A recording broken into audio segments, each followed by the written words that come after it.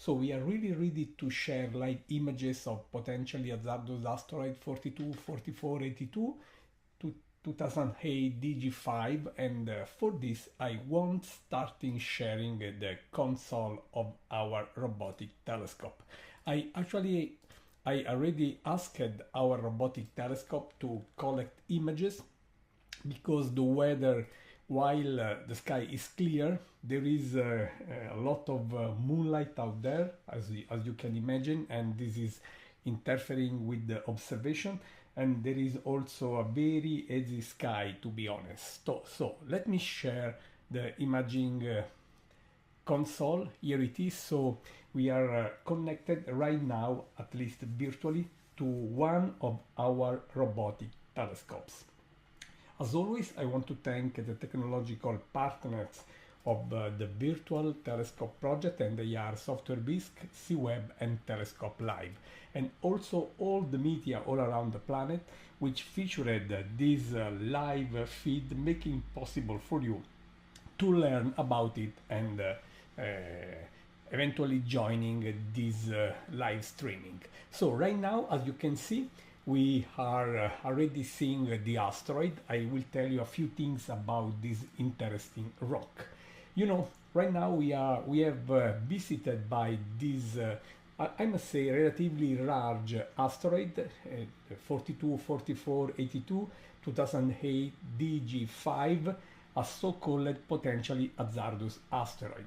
While I am speaking, while you are here, this rock is basically at its minimum distance from the Earth. It's 3.5 million kilometers, more or less 9 times the average lunar distance. So this is an absolutely safe, I want to underline distance, so really no risks at all for our own planet Earth, but still a short distance on as for considering typical distances from asteroids. First of all, I want to also explain why we call asteroids like these potentially hazardous ones. It's just a precise definition. Every asteroid larger than about 140 meters and moving on an orbit, bringing it closer than 7.5 million kilometers from us, is formally flagged as a potentially hazardous asteroid. Of course, this is not saying at all that an impact is imminent. It is just saying that the rock is large enough and coming close enough to suggest us to keep an eye on it. This is why you have a number of these objects. And this one, the 2008 DG5 potential hazardous asteroid, is significant as for its size. Its diameter is interesting. Perhaps you have already read this, and I want to remind you that this object is has a size between 320 meters and 700 meters, so this is quite large. We really don't want an asteroid of this size hitting our planet. This object has been discovered in February 2008 by our colleagues at the Catalina Sky Survey, and as I said, and I repeat, this object is right now approaching its minimum distance from us. Unfortunately, clouds are really getting stronger and stronger in our sky, so I suspect that soon we will see no longer the asteroid, but at least I'm happy that we are having some images. The telescope is taking images of this object. You can see the asteroid like a sharp dot of light here, while the trails you see on the background are stars. Why we are seeing this? We are seeing this because the asteroid, of course, as every object in our solar system, is orbiting around the Sun, and being also pretty close, we have a clear evidence of its motion in the sky, basically against the stars. So I asked our advanced telescope to track specifically at the motion, at rate motion of the asteroid. So the telescope is tracking the asteroid. So stars are apparently moving on the background, and you can see here how the trails now have such a variable brightness, because during the exposure, 2-minute exposure, the thickness of clouds increased, just acting as a stronger and stronger filter. This is why the trail has not an homogeneous constant brightness, and the asteroid is now so faint. It is just the clouds just entering the sky. So at this point, for obvious security reasons, I will just wait for the next image to arrive. About 1 minute left, then I will have to close the observatory.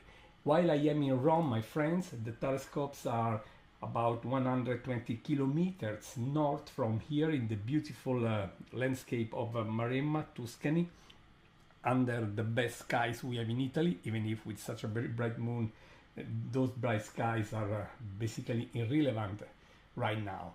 So unfortunately, I do expect a very bright image, because we have plenty of clouds just spreading the lights of the moon, but at least we could enjoy and still see in this very likely last image an hint of the potential hazardous asteroid 2008 DG5.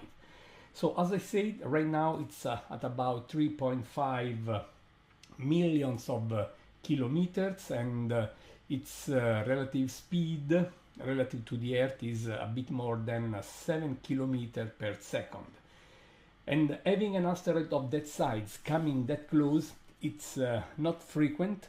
Something like this is happening basically one time on average, one time every year, more or less. So it means that as you can see now, we really don't have the asteroid anymore. Let me ask the system to upload an image I captured earlier, so at least we have the object here. Potentially hazardous asteroids are, first of all, asteroids. So let me ask the system, the robotic telescope, to park, and because I want to close the observatory. And while I wait for this, I want to remind you that potentially hazardous asteroids are like near-Earth asteroids, basically asteroids. And we know about 1 million asteroids, mainly between the orbits of Mars and Jupiter, the so-called asteroid belt. And as I say, they are more or less 1 million, quite a lot, I would say, of course. And that said, I also want to remind you that of 1 million of asteroids just living, as I said, mainly far away in the asteroid belt, we have almost 400,000 near-Earth asteroids. So of about 1 million, just, I would say, 40,000 of them are on orbits, bringing them in the inner solar system. And of those 40,000 objects, and we call them near-Earth asteroids, near-Earth objects, because they can reach the inner solar system when the Earth is. So of those 40,000, I want to remember that about 11,000 are potentially hazardous objects. We really don't want an asteroid hitting our planet. This is why we are looking for those objects. There are very productive telescopes just surfing the skies every clear night in order to hopefully find every asteroid approaching our planet.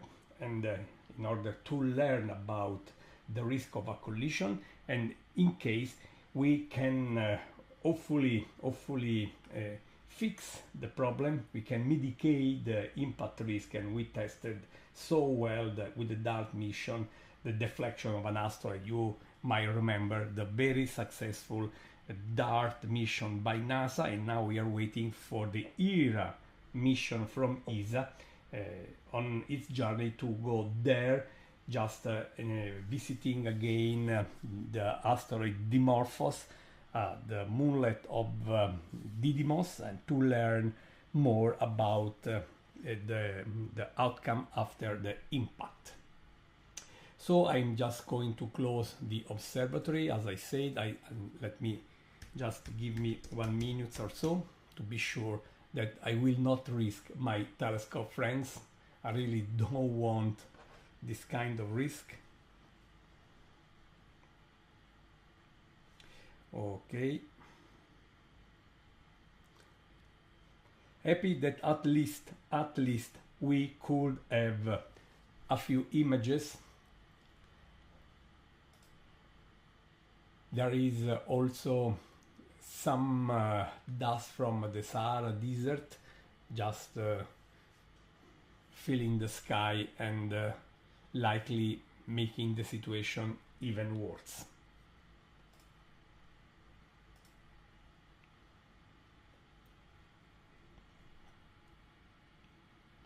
Yes, the asteroid is way too faint to be seen by naked eye, and a few days ago it was a bit brighter because the geometry between us, the asteroid and the sun, was more favorable, and it was easy to image the object even with very small telescopes. So I actually recommended to many friends to try that.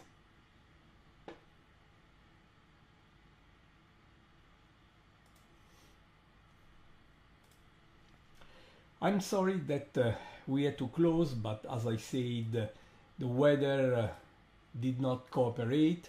I mean, at least we could have some live images just at the very beginning for a few minutes. So the images we saw at the very beginning were live ones with the object showing pretty well. But now the cloudy coverage is basically complete, and I had to close the observatory. So my friends, I hope that this quick view on potentially hazardous asteroid 42, 44, 82, 2000 DG5 was at least of interest for you. Yeah, I strongly suggest you to keep an eye on our YouTube channel.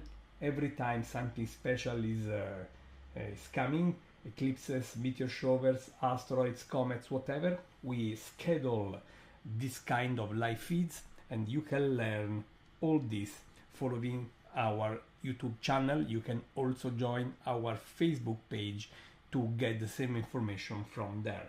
And at the very end, I also want to remind you that, as you see, we do not ask for any money to people worldwide to join this, because we believe that everyone on this planet has the rights to look around and enjoy our common universe. But at the same time, this does not mean that we don't have to pay bills and so on. So you are always invited to consider supporting us. You can donate whatever you want. Just visit www.virtualtelescope.eu/donate. This way you will help us keeping this project alive and keeping our live feeds coming. We have been doing this now for almost 19 years. We have been featured by the most important media worldwide, by the most important newspapers, press agencies, just to remind how those are trusting our project, and our reputation is so huge. So thank you very much, friends. I am looking forward to share more of our universe with you. So keep an eye on the Virtual Telescope project, but even more, keep an eye up there and enjoy the night sky. Gianluca Masi, Virtual Telescope Project. Bye bye. Good night.